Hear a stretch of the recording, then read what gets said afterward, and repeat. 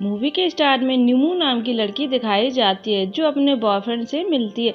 नीमू उससे कहती है डर लग रहा है, पर नीमू कहता है सिर्फ 15 दिन की बात है, फिर सब ठीक हो जाएगा। फिर नीमू प्रोस्टिट्यूट का काम करने जाती है क्योंकि वो अपने बॉयफ्रेंड से शादी करना चाहती है, इसलिए जल्दी पैसा कमाना चाहती है। फिर हम प्रोस्टिट्यूट की मैनेजर को देखते हैं। वो नीमू की बॉडी देखकर तारीफ करती है और उसका रूम दिखाती है जहाँ उसके क्लाइंट आएंगे। मैनेजर बोलती है जितने भी पैसे आएंगे वो 50% अपने पास रख लेगी।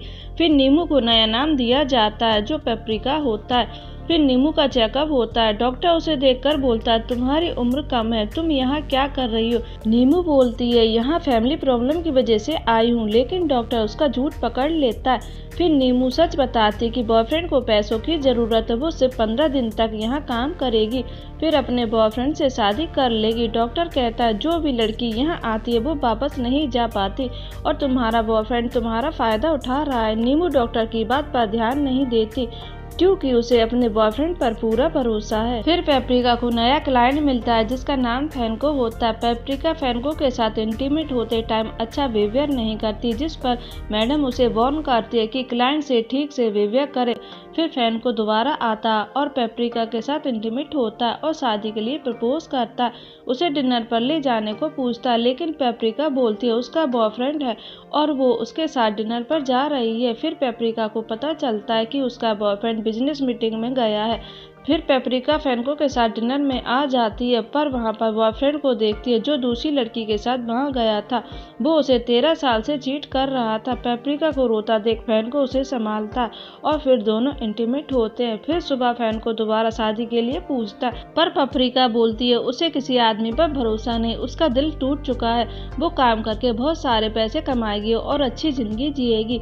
अगले दिन पेपरिका का बॉयफ्रेंड आता और आधे पैसे मांगता। वो कहता उसी ने यहाँ भेजा था और धमकी भी देता है। अब पेपरिका क्लब में काम करने के लिए दूसरे शहर चली जाती है।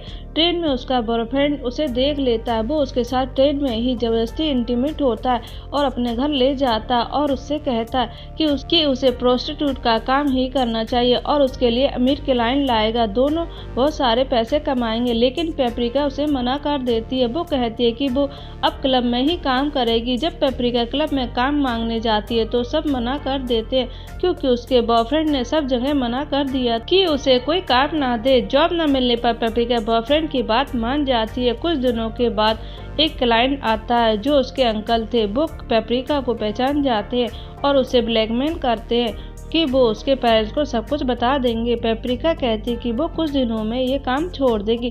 फिर पेपरिका के अंकल उसके साथ इंटीमेट होते हैं। वो उसके साथ फ्री में रोज इंटीमेट होने लगते हैं। जब पेपरिका अपने बॉयफ्रेंड को ये बात बताती है फिर वो अंकल को मारने की धमकी देता है, जिससे अंकल डरकर भाग जाते हैं। पेपरिका की फ्रेंड की इन्फेक्शन से मौत हो जाती है।